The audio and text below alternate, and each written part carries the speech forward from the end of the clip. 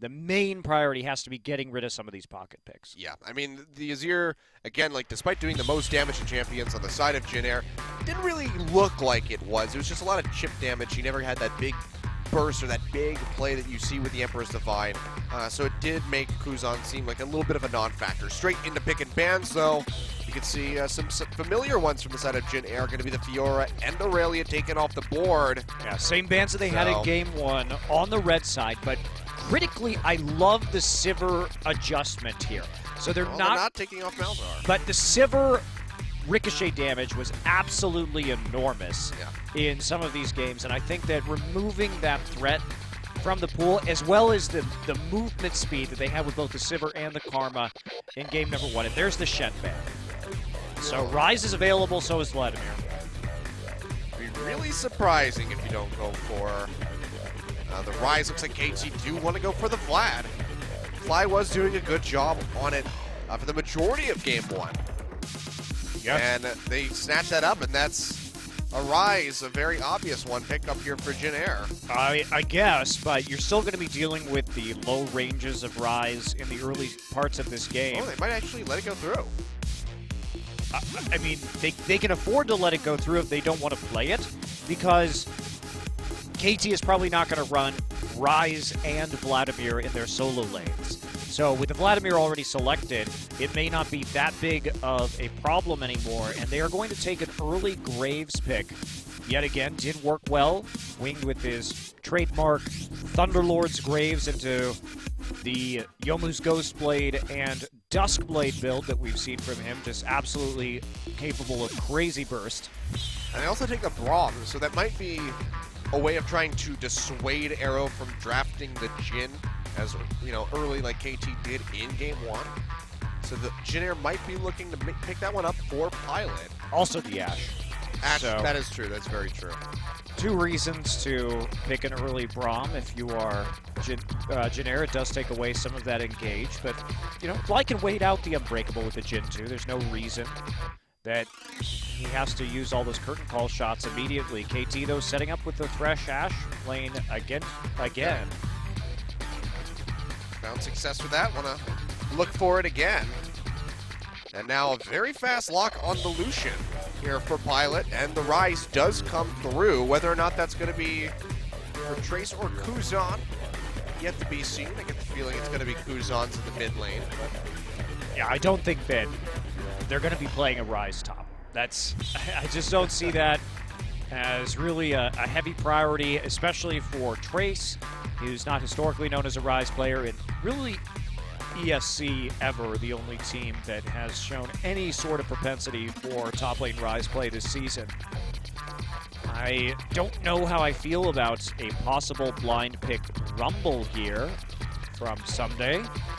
Taking the Rek'Sai would be pretty standard stuff for score, but they may want the Rumble ultimate just to help kite against the Ryze and the Graves. Yeah. They already have some pretty good kiting capabilities, and they may just go for this Kindred again. Yeah, well, Rumble will be locked in blindly for Someday Kindred as well, so Score going to be having a triple Kindred night. Yeah, Someday's first Rumble of the season. Of course, that has been more of the Rocks Tigers special. Yeah, Smeb's been playing that a lot. And here we go. All right. Malzahar yet again. Why not? Really liking this Malzahar top pickup. Did go for the Void calling, the W max in the last game. Void Swarm, excuse me. Void Swarm max in the last game, just to get a lot of harassment out with the Voidlings in the lane. And they're going to be looking to be pretty dominant in the laning, at least in the side lanes once again. Having that Braum there to block a lot of the attempts at Thresh hooks or arrows that could come through on the Pilot. Pilot also with a lot of mobility to dodge those skill shots on his own.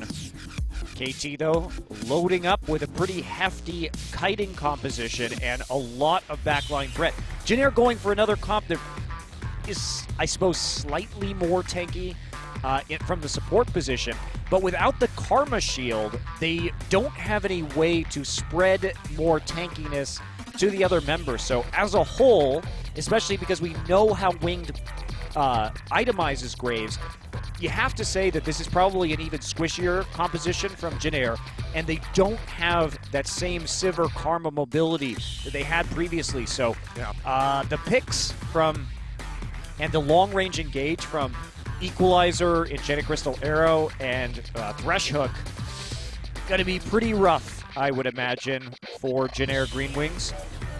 Well, just going to have to keep our eye on this Malzahar yet again, see how he fares against Rumble.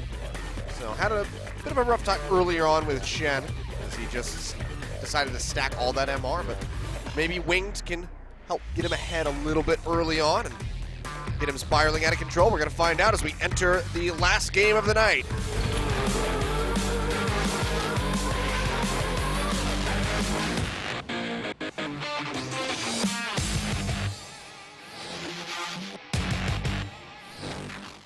And Mountain Drake, yet again, going to be kicking things off.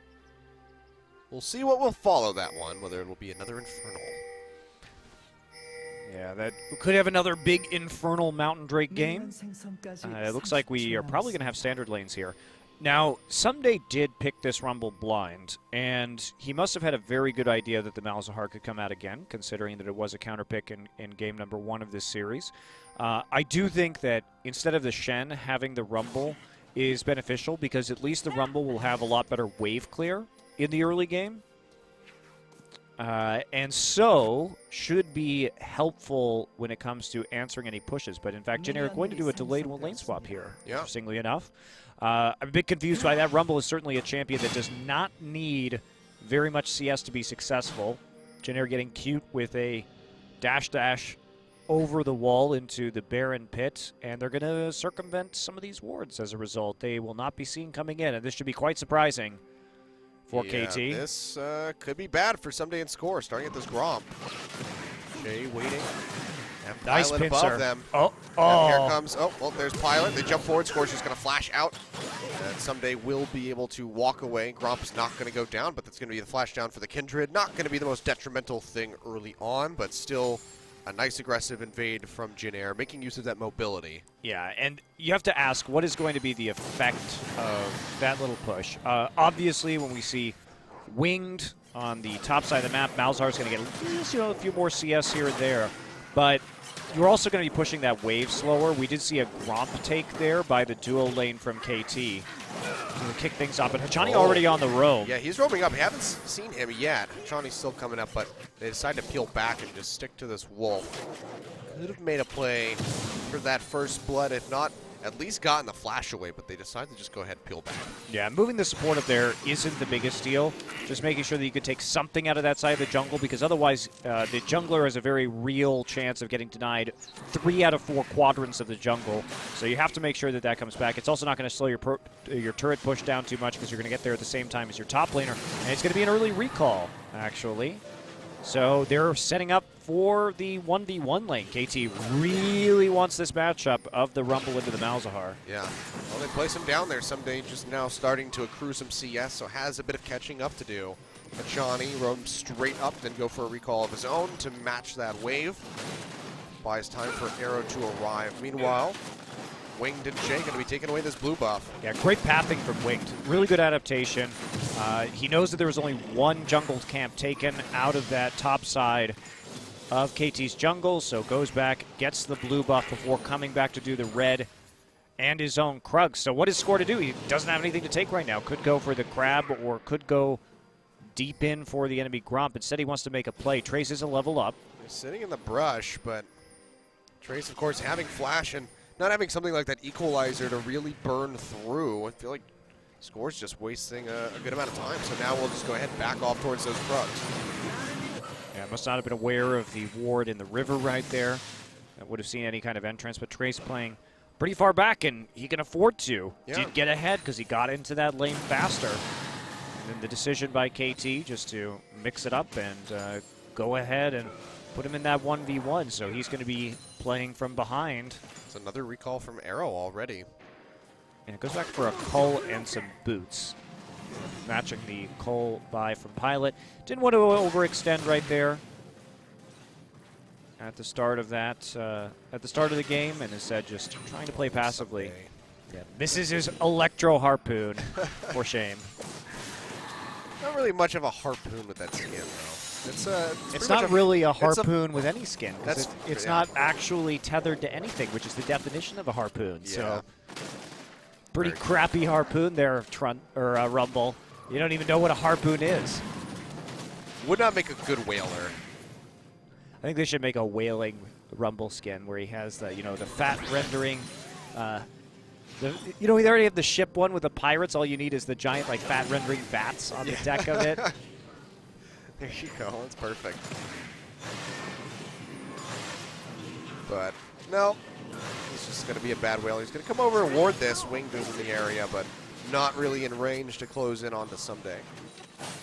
Wing doing a good job of staying ahead, and so is Trace at this point. Rumble not as much of a farm-dependent champion, particularly in the early and mid stages of the game. Still will be capable of fighting around this Drake if that's going to be KT's goal, but they seem to be happy just to play the long game here. JinAir has basically no engage with this composition. Well, hook comes through. Jay going to take a bit of damage. Goes up that unbreakable, but will get whittled down a little bit. Still has a couple of biscuits to nom on, so he'll be pretty safe for the time being. And Shawnee and Arrow just trying to whittle him away as best as they can. Yeah, I'm a bit surprised by JinAir. They are really reliant in this game. Remember in game number 1 when they played this Malzahar and the Graves combination, they at least had the Bard ultimate to engage. They really have nothing. They have basically flash ults. Yep. It's like flash Malzahar ult, or flash Root from Ryze, or flash Rommel. Oh, well, here comes Winged. He's waiting in that brush. Chani's going to take a bunch of damage. Lateral damage goes out. And that's going to be first blood going over to the Graves. Nicely played. So, you say they don't have too much engage, but when there's a Graves lurking in the brush, they can make it work. Well, we have Lucian passive to stack up. And yeah, the ganks are one thing. Obviously, when you get the Braum that close to a brush, you're going to be able to set up a gank. But when we talk about when both teams have decent vision and are not going to kind of dancing back and forth in a 5v5, odds that you're going to create that pick are somewhat low. But nice job from Winged, and he's proving once again what a danger he is on this Graves. One of the last really big remaining Graves players in this league. Fell out of favor with many teams, but not with JinAir and not with Winged. Yeah. Beyond as well. Another one that's really been doing a good job of maintaining that pick, as we saw just yesterday. Score gets spotted in the enemy jungle, unable to take away that blue buff. And he's down by about 10 CS. Wing, that hook is not going to connect onto him, and oh, there goes that gang. Yeah, nice little juke. Good roam by Hachani. He's got nothing to do in the top side of the map anyway. Might as well just pop down into the mid lane and see if he can get anything done, but doesn't overly commit to it right now.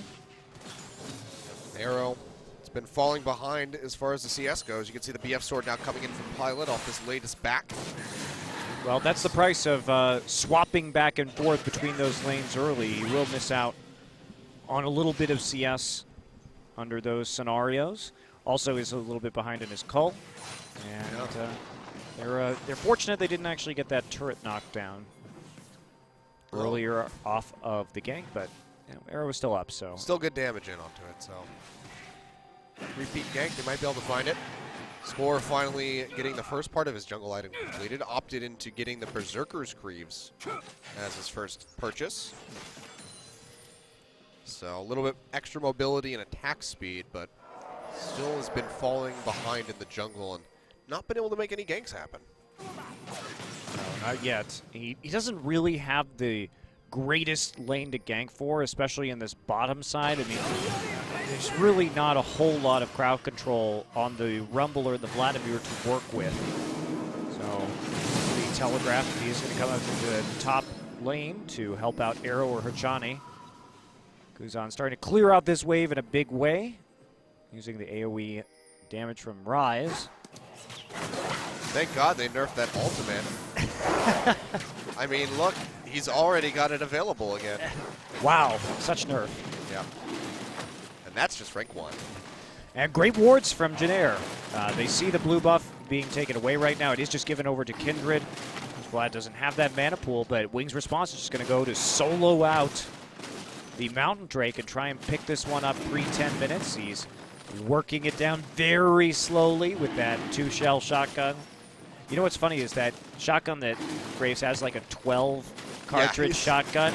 It has it's a semi-automatic shotgun with a giant canister, and yet he still has to reload every 2 shots. Graves, you're not using that thing correctly. Yeah. Mafia Graves, you disappoint me. They call that a street sweeper for a good reason, because you can literally clear out a street full of people because you can just make them scatter to the wind because your gun is so large and just terrifying. And reload so quickly. Yep. So, wow, Graves really skin theme. Either Graves doesn't know how to use a shotgun, or that skin needs to be changed. You know, it should really be a Tommy gun. That's more of the Mafia weapon. You can see the Trace going in, gets that nether grasp, but he's gonna answer with the equalizer, has that big flame spitter answering it. Flash away from the Malzahar. So nice little turnaround there from Someday. Misfortune has the Tommy guns, right? It doesn't make much sense. Graves has to have a shotgun, but that shotgun doesn't work since you reworked Graves, Riot. Even the Riot Graves skin has, he doesn't have like a 2-shell pump shotgun. Like he has a very similar like Riot gun that you would use to clear out prison riots and shoot, beanbags and that sort of thing. So it's multi-shot. But I don't know. I demand more realistic weaponry for Graves. Ooh, sneaky. Oh, well, Harpoon's not going to connect. Big Flame Spitter still there, but that's going to be a teleport coming through from Kuzan.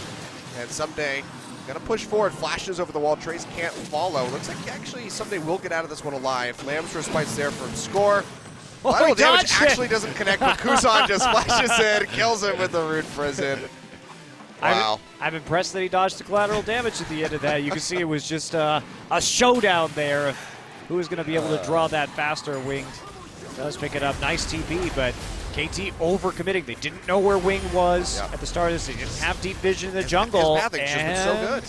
They also didn't have a TP to answer for that gank. So Score really gets punished out of this one. And Flash W. The Flash W just to smack that little lamb down. Oh, dear. Well, this is not looking good from KT. JinAir just turning that last game on its head and, taking the lead. They now have 2.4 thousand ahead of KT.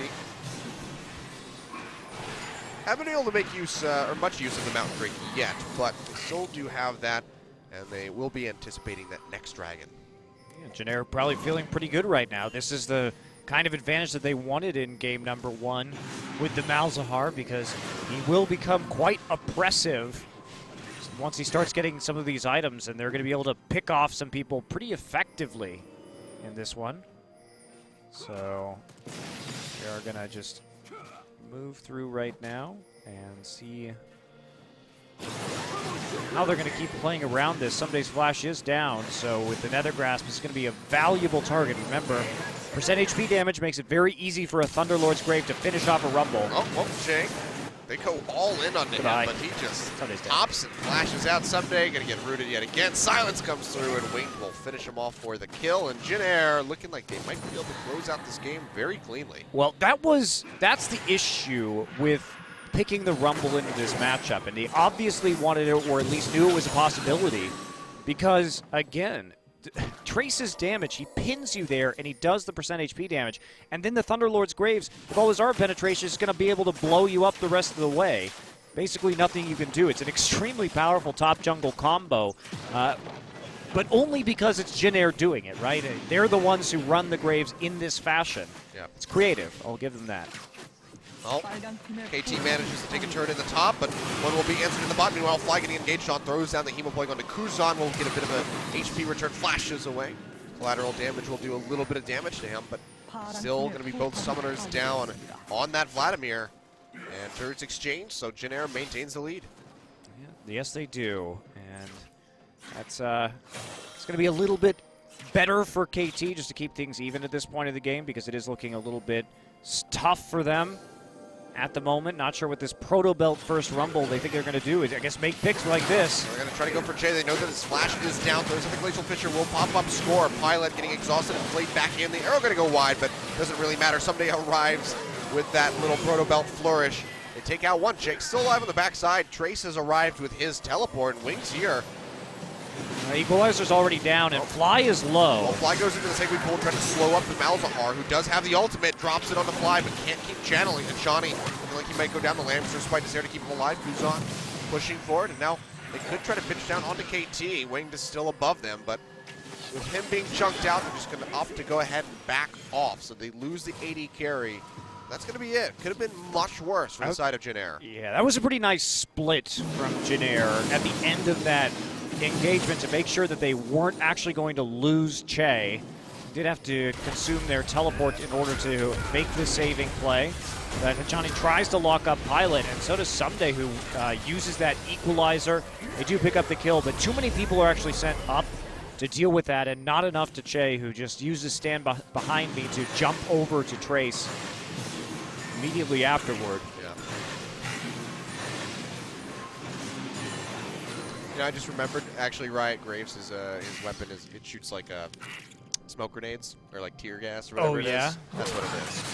But still, it's a big drum weapon that should not have only 2 shots on it. Don't you think it's weird that Riot Games, so when you hear the word Riot, do you think of rioters, or do you think of Riot Police? Because isn't it weird that all of the Riot skins are actually riot-breaking cops and not people who themselves riot? Yeah, I definitely think it's like an actual riot. Exactly. So You'd think you'd want that image, but no, what they have is that they are the ones who crack down on the rioting populace. They restore order in the most brutal fashion imaginable. Oh well, Shawnee gonna take a bunch of damage. Actually gets popped immediately. The Bog's not gonna do a whole lot. Score has to flash up, but the Culling's gonna finish him off on the backside. Fly going low. Now Someday arriving, has that Flame Splitter going, looking for the double kill. Fly will be able to follow up, take out the Lucian. Someday finishing off Malzahar. JinAir getting answered on. They find the jungler and support, but lose their AD carry and top. KT's not quite done. Well, maybe they are. Some days just a little too far forward by himself, so they're going to go ahead and back off. But, so we might want to question that bad thing. Okay, we'll make it out. Yeah. But, no, I was going to say, actually, the Riot logo, you would think it would be like a Molotov cocktail or something, not just a fist. Because that means a lot of things. Like, I mean, that could be boxing. I don't know. It's all questionable. Yeah, Johnny gets caught out here, but watch what JinAir does. They're going to pursue this into a choke point, and what a wonderful equalizer from Someday to chunk them all out. And this is the danger of JinAir's composition, is that they are all so squishy that if you hit a 4-man equalizer like that, JinAir cannot do anything in response. So Someday losing the laning phase, but now we're starting to see the value of that Rumble in some of these mid-game fights, because the equalizer can basically nullify an entire engagement from JinAir, even though they started that out with a man up. It really helps when nobody on the side of JinAir has any MR whatsoever. So running that Rumble Vladimir comp starts to work out. And Someday doesn't even have very much AP, just has the Proto Belt. Yeah. So it's going to be triple Mountain Drake, though, to kick off this third game. So definitely making things interesting still. And now KT will be able to get this push onto this bottom tier 1 tower. Looks like it's going to go down. Trace is pushing up in top, but I'm not sure if he's going to be able to answer for that one. Someday sprinting his way back there with that Scrap Iron Shield for the speed up. Oh, Jay going to go aggressive on an arrow. Gets a pump, and the Glacial Fissure gets locked down. Lambster Spite's there to keep him alive. He's going to be able to retreat. Nice ultimate by Score. Yeah, Score much more on point with the ultimates in this game than he was in game number 1 when faced with a similar style of burst composition. They're trying to turn it around, Pilot. Stash is right out of that, but Someday is here. Yeah, there's going to be a play. They choke off that point there with the equalizer. Johnny's going to take a bit of damage, but Arrow finds the kill onto Winged. Nice pathing there from Someday. to cut him off. Says, you know what, if you want to get out of here alive, you still have to walk over fire. He did a great job, as you say, of boxing him in. First off, the arrow is shot out, which forced Pilot to go into the river, and then Someday was able to cut off Graves. They isolate him and are able to take him down all by himself with the help of the Thresh. Really nice pick from KT. And they're starting to crawl back into this. Yeah, they were looking a little bit dead to start things off, but the last 5 minutes, they've started rebooting, coming online, and looking like themselves from that second game. Mega teleport, okay. Pilot also going for the Essence Revolution build, so not choosing to pick up the earlier game damage. Now, I would have expected them to do that to sort of offset for the scaling that's going to be going on for Rise. Yeah. Just because when you have the emphasis on the armor penetration from Winged, and you've got some armor penetration from the Lucian, you can really pack more of a punch in the early game. But instead, they're choosing to go for a more late game route. May come back to hurt them a little bit. Double proto belt now, so KT has a lot of gap closers to get in after an Ash Arrow or a hook lands. Jump up in that face. Someday finally starting to get a little bit of damage. Oh, Johnny in a bad spot. Look at that damage coming through. Flashes over the wall. Used Summoner Heal too. Yeah, it's a double Summoner there just for Winged walking up on him. It's the damage that Winged has. Yeah. And I think it is just a factor that people are not used to playing against this Graves build. So it's really hard to know how much damage it's actually going to do to you.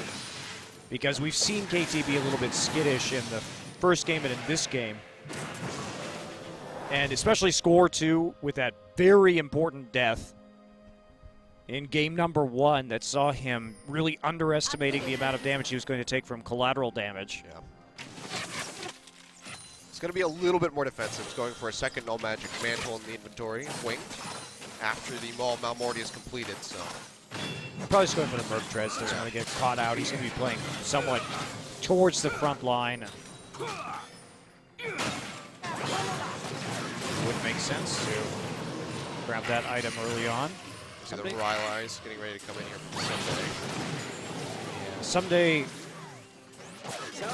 Yeah, I thought he might go Abyssal, but just holding onto the Negatron Cloak for some extra MR before going into the Rylai's, which I do think is more useful because it's all about those equalizers, and if you can land one and get the slow off of it, keep them on there. Score and Arrow will be able to do the rest. Or you'll set up a really easy hook, something like that. Some days it's gonna throw that one out. Trace flashes, but still gets caught by the arrow. The hook's not gonna connect, but it doesn't matter. Flies there with a Hemoplague, takes him down. Winged. Gonna get that pop with the Hex Trigger, the Ball of Malmortius rather. Will eat the brunt of that one, so he stays alive. But nice catch, and Trace just not flashing in the right direction. Well, Arrow predicted that flash because otherwise Someday would have been hitting him with the Electro Harpoon. So he realized that the only way that Trace was going to get out of that was with a flash, and successfully managed to land the arrow anyway. So that was really nice, actually. Oh no, the Electro Harpoon had been used, so it looks like Arrow he tried to messed up the flash. So you're right, tried to flash the wall, was too far out, and should have flashed over to the side Just instead. Flashed diagonally down to the right. Maybe may not have lived through that one, but still obviously a better flash choice than the one that he made. Yeah, I thought the Harpoon hadn't been used yet, but it was initially used to slow him up. Well, Trace just having a bit of an unfortunate moment.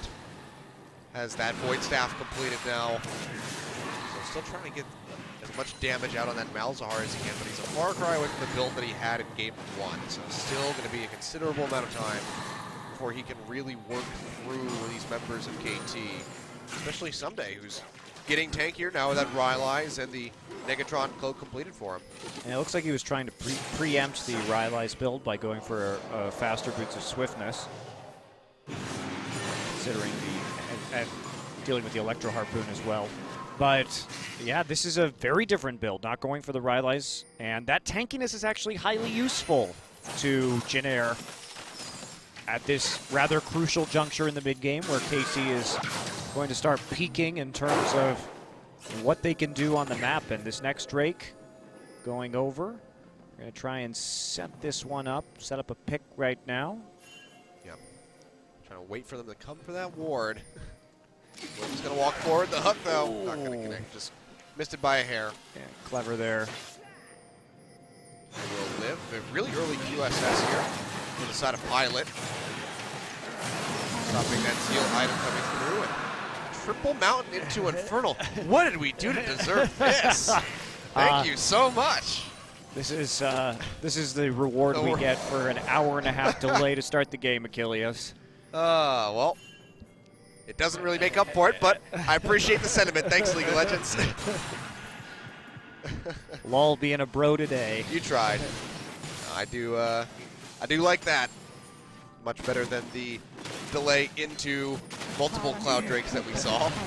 And pauses. And pauses. Boy, howdy, what a good evening it's been. This is one of those days that I want just expelled from my memory forever. That's okay. There are things that can do that for you after we're done, Achilles. We're gonna go hang out with our friend Gragas? Yeah, we're gonna go hang out with our buddy Gragas. Oh, okay. That's exactly what we're gonna do. Well, mid turret taken down now by JinAir. They've got more of the map to work with. KT, this double down Drake should be able to push back in time. Fly in a split push on the side right now, seeing if they can actually make something work here. But Malzahar is still going to be a bit of a challenge. Finally going for the Rylai's, and double QSS already on JinAir. It's sort of a weird mirror of game number 1. It's a little bit odd, but I mean, JinAir have been playing this significantly better in this early game compared to the first, where KT was wildly in control. Wildly in control. Achilles 2016. Hey, man. I've been here for now over 6 hours. It's true. It's been a good time. It's been a good time of League of Legends, talking about movies. Talking about a lot of things. We played Hangman with Twitch. Yeah, nobody's ever done that before, so we're innovators. We're just setting the stage. Someday gonna get popped up by the Glacial Fisher, but he goes right back in with the Proto Belt, has that big flame spitter, flashes away, still gets taken down by Wing, who finishes him off with the collateral damage. JinAir might just be happy with that pickup. Not sure if they can push in much more into this mid side.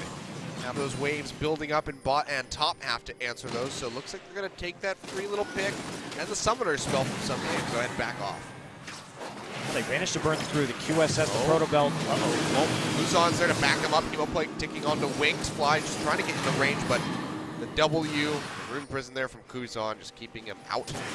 So he can't find him. Hachani gonna get jumped on. Pilot flashes in, trying to find the kill.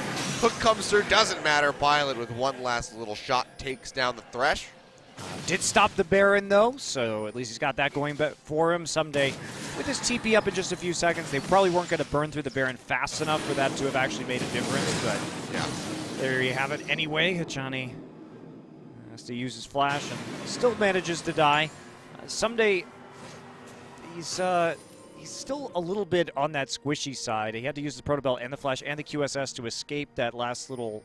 Well, he used the Proto Belt to go in. Yeah. He was feeling really confident and just was like, well, haha, I'll turn this around on you. And then he was like, oh, wait. Not everybody was exactly there Yeah. to set up that play.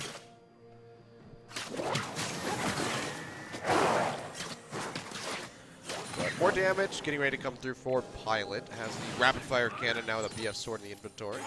And another QSS on the side of JinAir with Kuzan picking one up. Now Void Staff on the way, has a blasting wand and that amp tome already set to go. So just needs a little bit more gold to be able to finish that one out. Now see, should be able to pick that one up pretty easily before the next Drake comes through.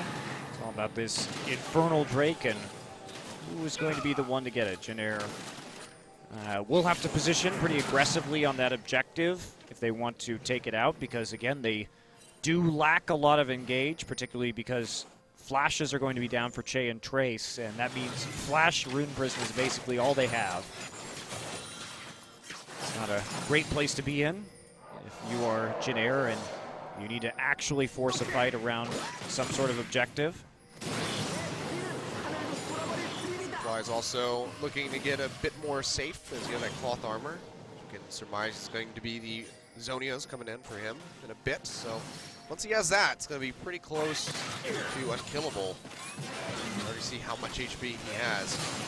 The Ryze is in a good place, though. Everything's fully stacked. He's got the QSS, Void Staff, and Root, and probably will be finished once this next Infernal Drake spawns. So both these teams really going to be fighting at the peak of their powers, and that's going to be a little bit of a check there from the Malzahar. Someday he's going to go for this anyway. Yeah, they're starting this one up. Score and Arrow are here. TP's coming through from Kuzan above the pit. Fly all the way on the bottom side, no TP, but they're still able to finish it off, and it's actually Arrow. Score didn't even have Smite. Like, he smited super early. What? On that, it looked like. I'm not sure exactly what happened there. Score, the very early smite at the very least. That was the most punishable Baron that I've seen in a while. And yeah. JinAir just don't. Well, they do that. They had several members back right there, especially ones that couldn't teleport. Jay was back, so. They don't even have a fast track onto this Infernal Drake either. You can see Jay just going over to try to clear out the vision. Well, they didn't have the waves in a good place, and now they especially don't. Yeah. They still may try and do this. This has to be sort of a desperation move for JinAir because Trace does have the TP. If they let this go through, they're going to be in a world of hurt. They have several good wards on the backside of the Dragon Pit that they can go to, but it's actually just going to be very cleanly taken by KT. Trace comes in not on a flank ward, just comes in straight in with the team, and they're not going to be able to do much else other than maybe defend this tier 1, but they're still Baron empowered minions pushing forward here for the side of KT. I mean, somebody didn't even pull the trigger right there. He just let it go through. They're going to catch Fly, though. It's going to be the Glacial Fisher coming out. He gets locked up, goes straight into the Sanguine Bull, but is it enough to keep him alive? Night ticking, looking like it might be. Score goes over the wall, finds a kill onto Wing. Big chunk of JinAir's damage, now dead. Pilot on the backside, can't really stick forward. He's gotten chunked out, the calling is down, so this will be the tier 1 going down in favor of KT Rolster. And looks like they're going to set their sights on this tier 2 to follow. Yeah, Someday coming in with the TP, but Fly, they couldn't burst him down, just barely not enough. He gets out of the suppression from the Malzahar, pops the Hemo Plague, and then goes into the pool to wait out the healing immediately thereafter. They just keep going, it looks like they do. Yeah, this turret's being made very quick work of. Have that double mountain with the Infernal. Burn through it, aren't able to get the inhibitor, but still going to be really happy about that take. KT now firmly in a lead here, 32 minutes into the game. Yeah, this is where they don't get greedy. You don't need to get the inhibitor right now. Let's take a look at this fight again, because Fly gets caught out by the Malefic Visions. There you go, straight into the knock up there and the ultimate from the Malzahar. But Fly gets into the Lamb's Respite, so he's not worried about dying. Waits until he gets off of the Lamb's Respite to actually W. So really good awareness by Fly in that particular team fight of everything that was coming through. Not going to die, and this is the team fighting that KT probably should have been doing in game number 1 of this series. This is why I thought they were actually pretty heavy favorites in the mid-game once they got an advantage. Now we see that Score's playing further back. They're able to get the Lamb's Respite down. And really the lack of the Bard is actually helping pretty significantly for them. Yeah, it's not there to try to disrupt this back line of KT like it was doing so well. And granted, it was the Jin for Arrow in that game, so he was really using that ultimate to stop things like the curtain call, so they could find an opening into the fight. But yeah, not having that, not able to turn off towers, find these picks, it's really hurting JinAir at the moment. Well, it can't be used to stop Kindred either, and that's pretty important. But they also have nothing to engage on. As soon as that Nether Grasp goes down, Kindred knows that Kindred is safe. Like, Score knows he's safe to use his ultimate. There's also just a wild difference between Lucian as an AD carry and Sivir. Yes. We saw those Ricochet crits doing an immense amount of work. Yeah, I think that's the other big. I totally agree with you. They banned Sivir in this game. One of the big factors was that Score actually couldn't stay in the back line and not take damage because, like you say, the Ricochet crits coming through made that quite difficult. So, pretty big differences, but... Well, no Baron buff left here for the side of KT. Hook lands on the Kuzan, punches it off of the QSS. They can't continue in. They won't get much damage onto that tower either, as the culling does get used by Pilot to clear out the wave. Fly just sticking around. He's happy just to heal up these voidlings. I'll kill your pink ward.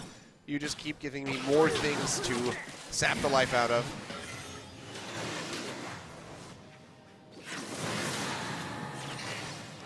There we go. Boydlands forever. Duzon actually stopped Oh, right wow. there. Yep, that's going to be the equalizer coming down. Nice three-man emo play. Fly already taking out Jay, and JinAir is going to have to head for the hills, backing off into the base. KT don't have much of a wave here, so it would be a long haul if they want to stick around and try to chunk out this tower. Looks like they might be inclined to do so, or they can just rotate down to this mid. Yeah, I think you which take is the mid. very much open. You see everybody walk out. You get to walk into a choke point for free here on the mid lane. Rumble's going to push up the minion wave, but lots of free auto attacks. Nothing they can do. Again, no engage besides that. Rude on the fly, but easy to get out of. there's a lantern. Take him to safety. Johnny's not going to land the hook, but it doesn't matter. KT now, inhibitor down in the mid side in their favor, and pushing up into that tier 2 in the bot. So just have been netting themselves objectives left and right. Gold lead still not being huge here for 35 minutes, but with Double Mountain and Infernal, they're in a very good spot. Yeah, they'll be feeling happy, especially the comeback that they made off of this game with Trace. Yeah, it was looking really bad. Having such an advantage in the bottom lane. You saw the top laners go into the bottom lane. That's what I mean. You are just tuning in. So it's been a bit of a comeback here. You know, there's actually a very strong chance that there's people just tuning in because it's about to be 9 a.m. in the Pacific Coast. So I bet people are surprised to see that. Why the heck is LCK still on? Are they rebroadcasting this? No, it's not.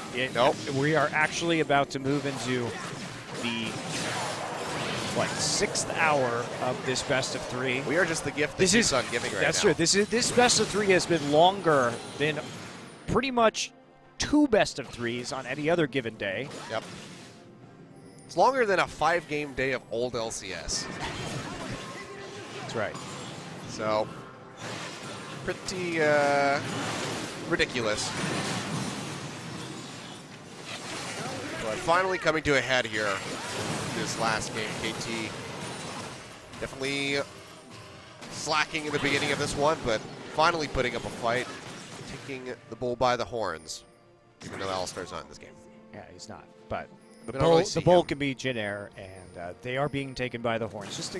Taking the plane by the wings. I believe that's how the saying goes, yes. You'd have to have a really big arm span to do that. Or really small plane. Could really be a radio-controlled plane. That's true. Could be a giant. Oh, that's sad if that's what you want to compare JinAir to. They're just a little remote-controlled AA battery plane that some kid gets on Christmas. It's not really what he wanted. Let's compliment them. KT is actually a giant taking the plane by the wings. There we go. Now it's an epic battle between machine and giant man. I like this. There's a movie plot somewhere in there. It's basically Godzilla, whatever. Well, I was gonna say it's Pacific Rim. Oh, okay. Except instead of a man, it's a monster. But there is a giant robot. But look at this, JinAir. They're gonna try to sneak this Baron. The pinks are coming out. So they do have an idea that this is happening. Johnny comes over, actually fails the ward. Miracle Seal? Nope, not gonna happen. Wings gets it. They just evacuate over the wall. Wow. Cute from JinAir buying themselves a few more minutes at the end of this. Getting game 1 flashbacks, Monty. Yeah, you may well be. Find that right QSS target. We still have, take him out. By that standard, we still have 30 minutes to go in this one. I don't know. Score is QSS and GA. Yeah. So basically impossible to take him out. And if you if you can't take him out, then you can't actually kill anybody else because he's just gonna ult. Unless he dies from too much burst damage and underestimating the damage coming out. But that was a nice Baron from JinAir using multiple people to pop over the wall. Yeah, it was very sneaky. So nicely played, but KT, they're not going to rest on that little loss of an objective. They're going to try to push up into this bottom side. Of course, they will be working against Baron and Powered Minions, so I don't know how effective that'll be. Yeah, I think you're just waiting this out. If you're KT right now, you don't necessarily want to commit to something that you can't actually win, especially with the fading power of the Elder Dragon. Just hold your horses. You can always go for the next Baron. You're going to feel pretty safe about doing that with 2 Mountains and an Infernal Drake and pretty happy with any fights you probably get around the area in the river. So just be split pushing until then. It's a lot like game number 1, just waiting for Barons to arrive. Yep. KT really didn't fix any of their problems when it comes to sieging. Yeah, no. Still have a low mobility AD carry that if Ashe walks up to a turret, will be vulnerable. So you pretty much have to force team fights or picks if you want to turn them into objectives if you're KT. You can't just sit there 5v5 or in a split push and hope to win. Oh. Especially against double TP, but you can do this. Oh, well, they're going to try to get onto Kuzan. Does have that TP, might have to just blow that to try to exit. Nope. Oh, they interrupt that, but the TP is going to be answered by Trace as he arrives. Meanwhile, Fly way down here against Jay, and Pilot's going to flash over the wall, try to get out of here. Jay's going to follow, dash through by Pilot. He's exhausted. Uses that proto belt. Meanwhile, up top, Trace getting jumped on.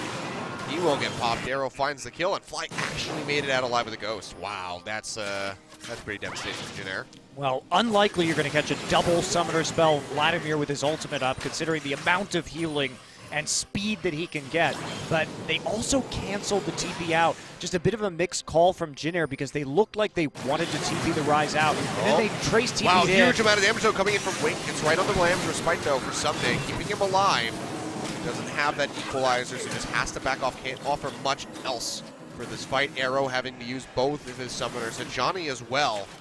So just that revisit there and the burst from Winged on this Grace with the Duskblade, enough to send KT scared back into the jungle. Yeah, pretty big mistake there to go in, but let's take a look at this replay first. KT tries to, Fly right there, tries to go ahead and get the double transfusion down, so he actually does get 750 healing out of that. Meantime, topside, mixed call, Kuzan and Trace can't decide who actually is going to be the one teleporting out of this engagement.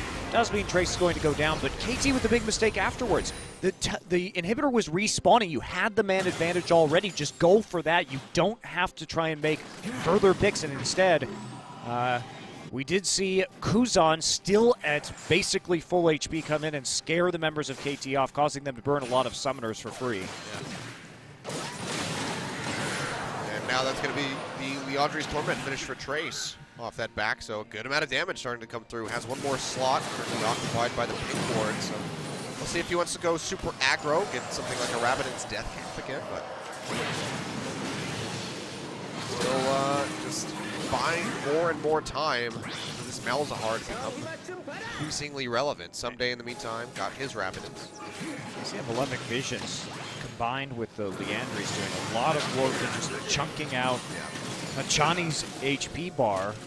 Poke you can get down with that particular item and ability combination. Significant at this late stage of the game. And we are going to wait for another Baron. That is inevitably the call that's going to occur from KT because they are going to be quite scared to push the inhibitor without one. I think we're about 3 minutes out. This is exactly the same position we were in game number 1, and JinAir pulled it out, so. Yeah. Well, except KT was actually getting Elder Dragon and Baron twice, and then managed to lose the game. Well, it just happens when you can't siege, right? They had to be very concerned about JinAir's ability to kite, and it's the same here. Going against a late-game Malzahar and a late-game Rise is scary. Yeah. Someday needs to get a miraculous, or just a wonderfully placed equalizer. Yeah, KT also doesn't have the Shen this time, so they can't play in a split push as well. They don't have that tankiness, so they have to be even more cautious with the way that they approach some of these objectives. Certainly they can fight out in the open, and if they can find, as you put it, a great equalizer, the damage is going to be intense. He went for Death Cap. No Leandri's on the Rumble, something that we see sometimes. Yep, not a lot of tankiness, so, I mean, there is some HP on the Rylai's for the Malzahar, and of course the Rod of Ages for the Rise, but other than that, perhaps your value is a little bit better in overall damage against a squishy team composition like the one JinAir is fielding. Got the Locket too, but still, it's not going to be doing as much work as you would like with the Void Staff and everything. So 45 seconds, and then we have perhaps some more action in this game. One could hope, maybe even a game finish. Wouldn't that be a wild idea? It would be. Well, we're getting to that stage where one fight over the Baron, if a couple people die, it at least makes for multiple inhibitors, if not a couple Nexus towers. Especially on the side of KT, we already have that open inhib, that exposed one, I should say, in the mid that they can take advantage of. Goes on with the double TP, trying to force confrontation out. So Someday has to fall back to his tier 2. So JinAir, they're not trying to get the Baron right now. They're trying to play the split push game for as long as they can. Oh, Kuzan is actually going to pop the ultimate. Someday answers with the equalizer. Getting some punch from this Rise. My God, just gets worked down. Kuzan pops him with relative ease. And that's a big threat right now for this Rise. Now he can TP back in. Someday has TP, but he's got 50 seconds left on that death timer. So how is KT going to react to this? Because they basically can't do very much. Kuzan's just going to keep pushing down. Got enough AP to really chunk his way through the turrets and the inhibitor. And JinAir can just bait with this very deadly Malzahar that walking into is going to be a bit of a tough time. Well, it looks like KT, they're going to have a split ball. Started working back towards the Baron. Now will collapse onto Kuzan. Doesn't have flash, but he's still a really big Rise. Might be able to turn this one around. TP's going to come through. He gets locked up. Arrow will be able to finish him out, but Baron goes over to JinAir. Bit greedy there on the TP. Traceo's not probably going to be able to finish that one. We don't see any armor on the part of Kuzan, so getting popped there by the arrow, or the Ashe and the Kindred combination makes quick work of the Rise, but they do get another Baron buff. So JinAir just doing their best, doing their damnedest to turtle. But without the Rise available, KT should be able to get the inhibitor. Yeah, it's a big portion of their wave clear with that ultimate. Pilot might just have to throw out the calling. There it is. Arrow is going to take a little bit of that, but they just burn right through that inhibitor, of course, with the Double Mountain Drake Infernal. Yep, they're going to have a chance to go for the Elder Dragon too. Yeah. Rise will be up, but only one TP available. Someday just trying to push this one up and see how long they can dance around the mid lane. There's really no armor at all on the side of JinAir. Well, that's why Arrow's itemization is actually so good. I was going to mention that. If he can actually just get into a fight with that Hurricane, he's going to shred these guys like it's nothing. Yeah, and he certainly has a little bit of extra cooldown reduction to the overshield provided by the Bloodthirster, so he's going to feel very comfortable. Now, we are seeing several recalls come in from KT. This is really risky. I mean, Kuzan's up top, trying to push out that wave, has teleport available, but the rest of JinAir already hovering down here. They have the Scuttle Crab, they have the Hawk Shot, so they will be able to spot them if they go for this. But JinAir just going to try to play the Death Rush tactic. Picks are coming out from KT. Looks like they know exactly what they're up to. We'll move forward and clear out these wards. And Kuzan's still playing around his TP advantage, and they have to send Someday up there, and he's just obviously in no shape where he can deal with this Rise in a 1v1, especially with the Baron buff. So JinAir just takes the priority in the mid lane. Just shove through. The arrow comes out from the Ashe. They find Shay. Fly jumps forward with that Proto Belt and trying to take a bunch of damage from that. Equalizer comes out, but it's not going to connect onto anybody, really. Shay looks like he might go down. Fly gets popped as well. Can't get into the Sanguine Pool. And now this could be the big turnaround from JinAir. Arrow trying to slow them out as best as he can with the volley, but has to retreat. There's no turret here to back under. The rest of KT will be able to retreat, but you trade a mid lane Vladimir for the Braum. Scores Lamb's Respite was about a quarter second too late to actually save the Vladimir. It was so close, but couldn't quite get it, and that means that Vlad goes down. And playing against this composition that JinAir has, with the one KT has, requires that you nail those split-second timings. Yeah, look at all of these minions. No really good wave clear to be able to push up from KT without getting locked down by Kuzan. They're just going to lose this inhibitor. Wing just gets grabbed, cleanses it off immediately with the QSS, though. So they will take that top inhib, and JinAir are just continually pushing back against KT, finding these small little advantages, getting these picks, and looking like they might be able to close this out. They also had a shorter death timer on Che due to levels, and that means Che is going to be back in time maybe for an Elder Dragon while we still wait for Fly to come up. Is up now. So inhibitor for inhibitor. is going to be the answering play. But JinAir's is going to respawn significantly faster. Someday actually has the Zhonya's Hourglass this time, so big change. But man, Fly didn't manage to hit his Zhonya's in that last fight, didn't manage to get into his pool, and he thought Score was going to save him, but just a touch too late. And that was it. I think if the Lancer Spike goes down right there, I think KT wins that fight. Yeah. Well, now they're hovering around. It's waiting to see if Wing didn't recall, but he did, so now they're going to shove up this wave. Maybe try to bait with the Ashe, but Elder Dragon definitely going to be the big objective to talk about now. Baron buff gone off the side of JinAir. Someday pushing up that top side. And the fight is on the horizon at this point. Yeah, they can't answer the Rise Split Push. They can't answer the double TP. Oh and Fly my gets God. blown up. Fly just Found getting a caught low.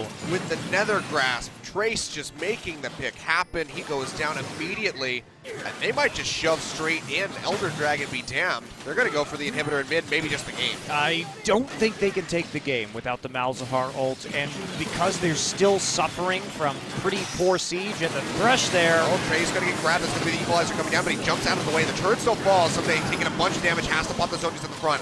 Lamb's Spike comes down from Score. He is able to take that hook out. Score actually answers back, finds the kill onto Wing. Can KT keep pushing though? Looks like it's not going to happen. Score takes a big chunk of damage from Violet and has to back off and just try to hold on to this inhibitor that JinAir are still hungry for. Hook's going to go wide. Hachani not able to connect. And Arrow just trying to dissuade them as much as he can. But JinAir, yeah, they can't take it. Yep. Someday's coming right back in. They pull out right as Someday shows up with the home guard. They know there's only about 10 seconds left on Fly, so even though they get the turret, there's not really a way for them to work their way into the base. Pilot here, still on a pretty short range AD carry. Same thing with the Graves. He's got the rapid fire cannon at least. Pilot does, but you know, Trayson and Kuzan, there's not a tank there to block off. oh boy, Trey's going to lock in on Hachani. The arrow comes through. Hachani follows through with the hook, gets the plate, has that Guardian Angel to back him up, and Arrow is able to blow up the Malzahar. Kuzan now getting jumped on by Score. They find the kills. 3 members of JinAir GreenWings down. It's just Jay. There's an open inhibitor. The wave's not there. Super Creep's pushing in onto the Nexus Towers. Where did KT go? Looks like it's going to be up this mid. And last time, when they played the Malzahar in game number 1, it was Trace finding the right target, finding that Shen without his GA up. This time, he targets a support with a GA, and that means that they're going to lose quite a bit right here, and you're right, Achilles, maybe the game. It's 40 seconds. Wing does Jay's come trying to back block up. off. He has the collateral damage, uses that just to try to clear out. End of the line comes through, but look at this damage. The double Mount Drake's doing work, and KT Rolster off the back of a play, a fight executed by JinAir, find the win, and they take them down 52 minutes in Game 3, and now KT Rolster is your #1 team in LCK. Yeah, and that puts them at, what, 5 best-of-3 wins in a row right now. This is a team that started the season 2-2. Now 7-2 and top of the league. Wow. That ended not in the manner in which I expected. I thought it was really going to be a fight around that Elder Dragon. One team taking it and then winning from there. It was a mistake, Achilles. It was a mistake by Trace to try and get that pick. And they selected a support with a GA to use the Nether Grasp on, and that meant that KT was smart. They pulled the trigger immediately. They're like, okay, their tools are gone. Goodbye, we can kill you now. Doesn't matter. Even at the end of that game, Hachani just coming back, rezzing up. They couldn't even kill him after the GA ended. And I mean, one of the biggest things that you have to question here from the side of JinAir, in addition to Trace pulling the trigger on that ultimate on Hachani, is not buying any armor whatsoever. Because you saw at the end there, Arrow just shredding people with that flurry. Yeah, and you saw at the end of the game, he did the most damage to champions. But who are you going to put the armor on in that game, really? They were still working towards 6 items. Yeah, the GA would have been nice to have, but this is kind of a full squishy composition that they brought. They did win with it in game number 1. Yeah. And to JinAir's credit, their sneaky Barons actually did prolong that game probably longer than they had any business being in it, and gave them many opportunities in order to come back. So a couple good Barons from JinAir. KT Fly and Score, the synergy not working between them in that one team fight, followed up by Fly just straight up randomly dying behind the dragon pit. I mean, that was inexcusable. I mean, at that point, there's just really nothing you could do. As soon as that nether grass goes down, you don't have a QSS, you're gone. You're dead. So you're dead if all 5 of them are there, but you should be with the rest of your team, right? That's the big takeaway from that. And also, he does have to get in range of you with Nether Grasp, and he was in a brush. I didn't see if the brush was warded or not. Yeah, didn't take a look at Trace, that. this was such a bad play from Pilot and Trace because the hook comes down, the Nether Grasp doesn't last long enough so he can follow the hook. Look at this damage from Arrow on a Pilot. Yeah. He just vanishes. Yeah. It's a Score and Arrow were doing a lot of work towards the end of that game, but you're just not going to win that. Like, using Nether Grasp on the GA support, and I didn't check, I'd have to go back in that game. It's possible that Hachani had just picked up the GA, and so they hadn't checked to see if the GA and maybe not have seen the particle on him. But that, you just don't. You just don't do that. Yeah. You need to save that Nether Grasp for a more helpful target. Using it on Fly was a very good choice, especially when the Kindred wasn't around, and even that one time the Kindred was around and Score messed up. Yeah, or even just using it on the Kindred would be another good. Couldn't QSS and GA on the Kindred. There's That's very no true. chance to use it on the Kindred. All right, well, never mind. Hopeful, wishful thinking by me, but yeah, just a really rough spot. But even for Che to not build something like a Frozen Heart, it just felt a little bizarre with Ashe, who's just continuously firing out all of these shots. I mean, I don't disagree with you. Have the Q, you have the Hurricane. There's just so much attack speed coming out from that carry. It was just really weird. I mean, JinAir just trying to make this a similar draft from game 1 function the same way, but in the end just not able to come out on top of that one and not really itemizing as optimally as they could. Yeah, and I do think that both Game 1 and Game 3 were really interesting games from the perspective of teams trying to play their compositions. I think we saw how awkward both of them were at times, especially KT never really having the opportunity to siege effectively with their comps. And it's because they went for, of course, the Vlad and the Jin or the Vlad and the Ashe, and then melee top laners both times. Like, what are you supposed to do with that? If the Ashe walks up against the Malzahar, it's incredibly difficult to siege because you will just get destroyed. Yeah. So, well, just a rough game from JinAir, but still, showing some bright spots here and there. KT showing some roughness, especially coming off of that near loss almost against CJ Entus recently. So definitely still some improvement to be done there, but they maintain that win streak. They do net themselves first place in the standings at the moment. And you can see right there your MVP is going to be Score. Could have been a couple different people in this one, I think. Arrow would have been a good choice, but Score certainly doing a very good job. We'll move up into third place, tied with Duke and about 5 other people, I think, at this point. Yeah, 400 points there. And let's take a look at some of the highlights from this game. This was the great. beautiful one. Yeah, really good. Lamb's Respite. Not even the positioning of it made it so JinAir couldn't even get in to take it because it was positioned so well around the wall. I mean, that's just gorgeous positioning on a Kindred ultimate. And he takes out Winged at the same time. So yeah, this is Fly in the bottom lane. Fly getting saved as they kill everybody in the top side. Okay, here we go. So Score skipping through with his GA, flashing forward to help pin down Trace at the end, and they actually made it out with all their players. I guess it's going to be a very short highlight tonight. Only a few plays, I suppose, worth seeing in that game. It's all right. It's already 1:14, so we did it. Trim down the 5-hour, 15-minute best of 3. This is easily the longest best of 3 that I have ever cast.